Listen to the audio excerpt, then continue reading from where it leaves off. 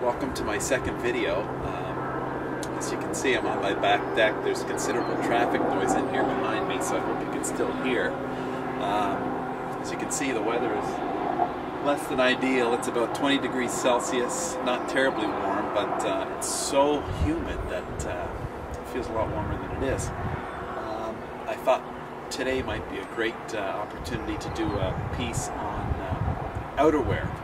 And there's a good reason for that. It's supposed to rain this afternoon, so I wanted to bring out what I wear and share with you some of the experiences I've had with buying and using outerwear. I bought over the years several pieces, primarily leather jackets, from local dealers. But with the prevalence of online sales these days, a lot of the local dealers have reduced their inventory, their available inventory on site.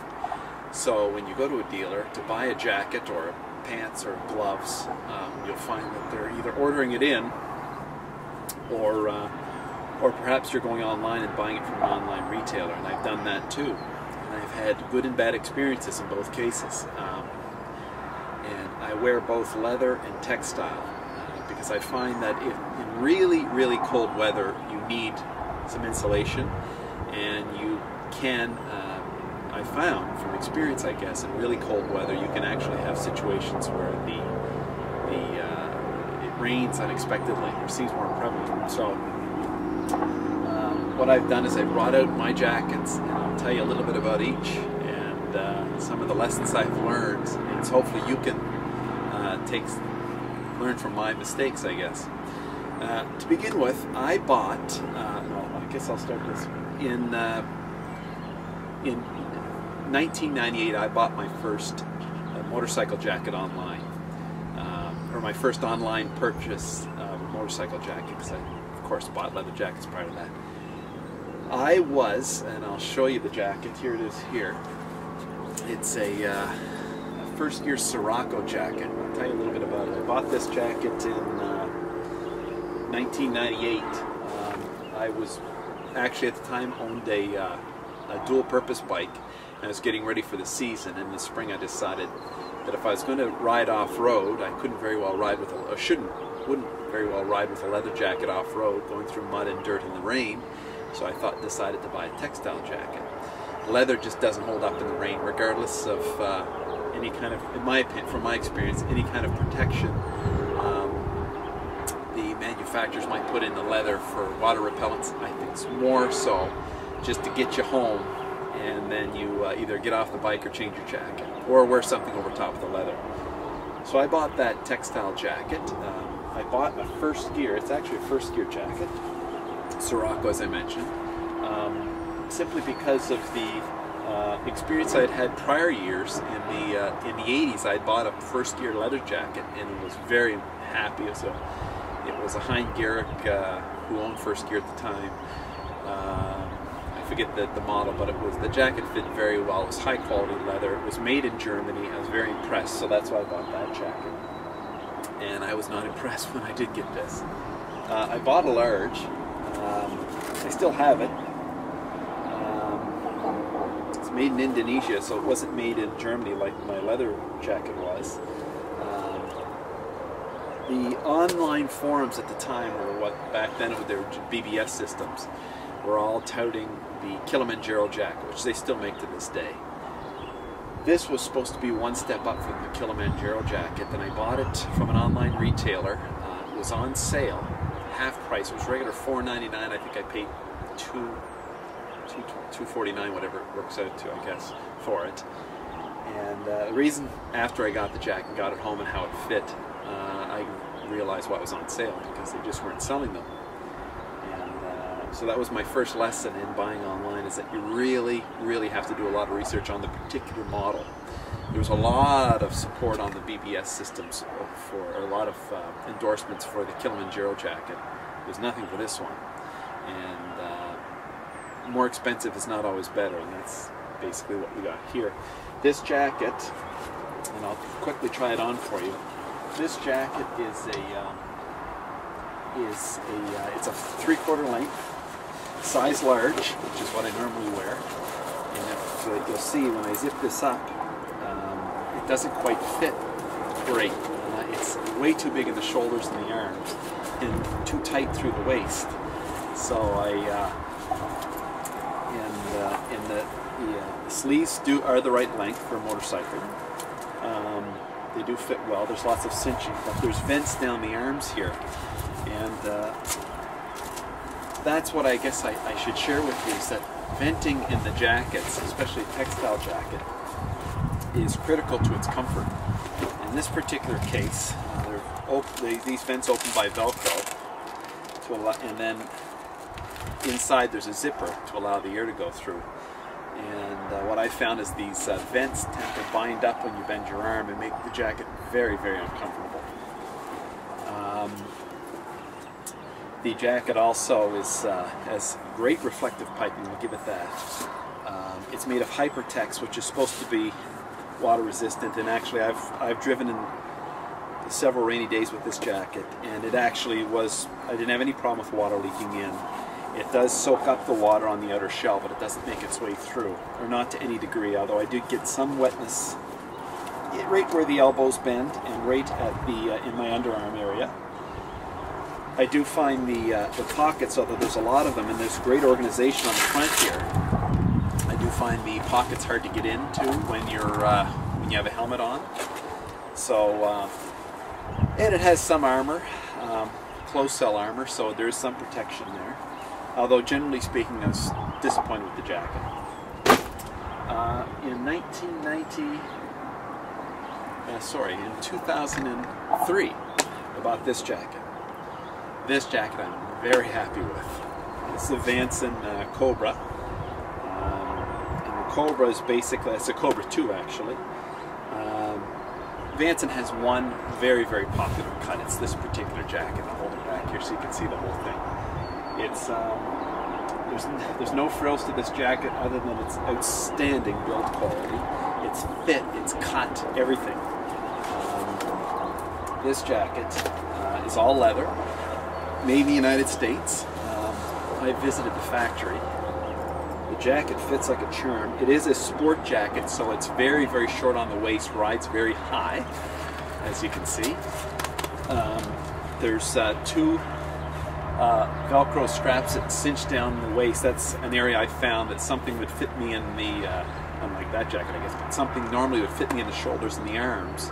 And the chest would be too big through the waist, whereas this thing fits great. It has a drop back when you're leaning forward. Has a zip strap along the back for to tie into Vanson pants. Had this jacket, as you can see, I've probably put most of my riding miles in the last 10 years on this jacket, and it still looks like it's new, although it's actually shrunk and stretched to fit me just perfectly. So this really is my favorite riding jacket, no doubt, and I'm so impressed with the quality. I'm so impressed with the support that the company gave behind their jacket, because I did have one particular stitch come loose in the factory, which is about an 8-hour drive from here. I went and visited it on vacation one year, and they repaired it for free. They just brought, while I was there, I actually did a tour of the factory while they repaired it. Very, very impressed with the company. They're a small company in Massachusetts. The leather, they claim, is all United States leather and Canadian leather. It's very, very thick, very heavy. Along the front it's perforated. They have basically a screen system that zips up to cover these perforations if the weather drops, temperature drops a little bit. This really isn't a great cold weather jacket. It'll do fine behind a screen of my new RT, of course, but generally speaking, it's designed for warm days, warm and moderately cool days.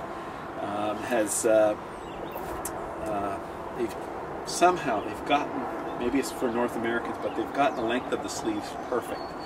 And the pre-shape of this jacket, although I've worn it for a decade now, it's shaped to fit me, but even when the jacket was new, the arms are attached to the body of the jacket in a forward twist, radiated forward, so that when you put the jacket on, even for the first time, it doesn't ride up on your back.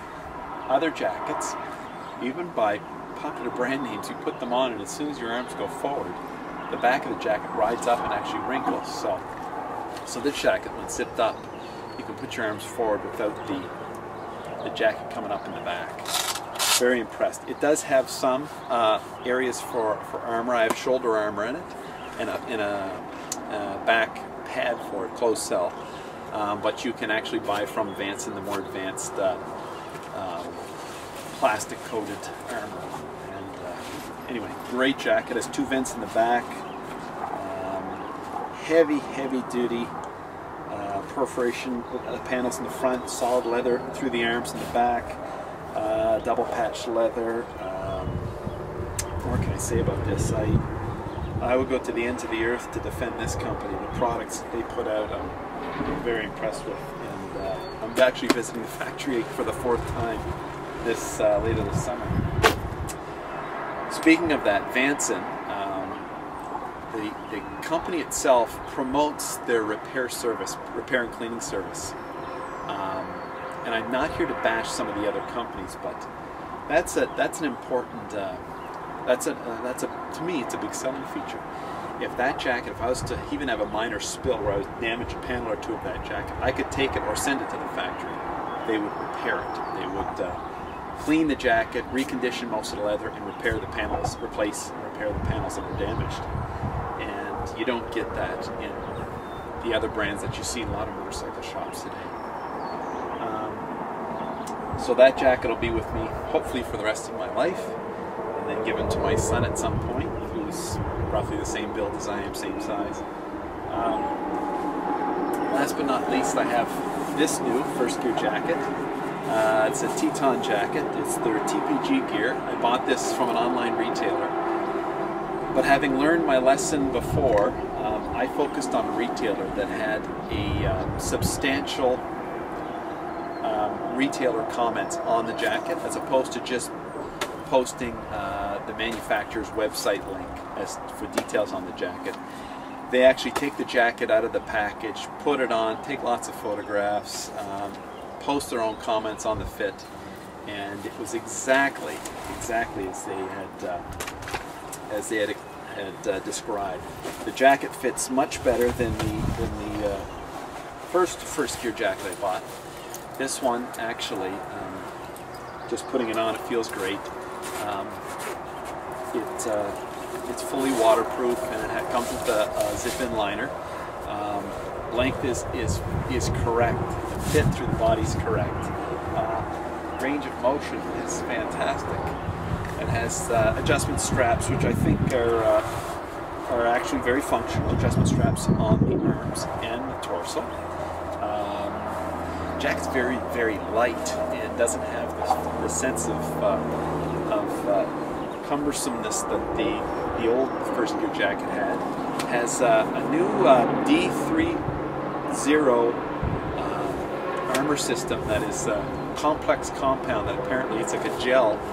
When it becomes impact, right now it feels very soft and thin and light, but when there's an impact, it actually hardens up in a nanosecond or so, and basically acts like almost like a plastic armor system with some foam to prevent you from getting injured or reduce the chance of injury.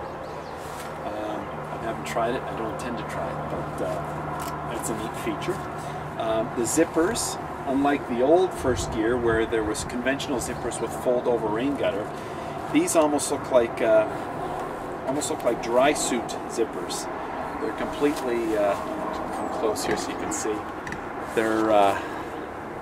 You can see that. They're completely rubber coated or vulcanized. Jacket itself is a shorter length than my waist here. Which actually is nice because no matter what jacket you buy, you're going to have a drop back in it. The idea is that even if you sit upright, pulling your knees closer to your chest as you do on any motorcycle causes the back of your pants to pull down away from your back of your neck. You pull through. So if your jacket rides up high in the back and you sit down when standing, you'll always get that cold blast of air there. So that's an important feature in any jacket.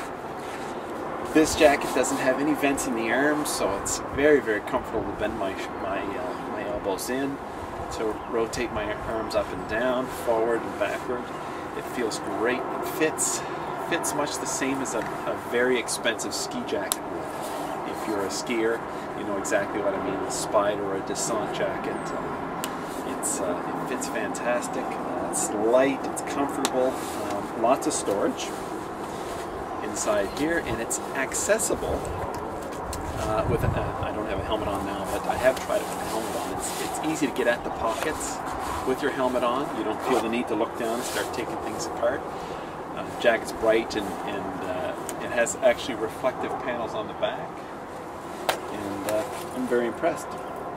So the lesson learned is this, and I'll share this with you, is that in the cases where you're buying online and you don't have an opportunity to try the jacket on, and let's face it, that's going, in my opinion, unfortunately, that will become more and more prevalent in today's sort of world of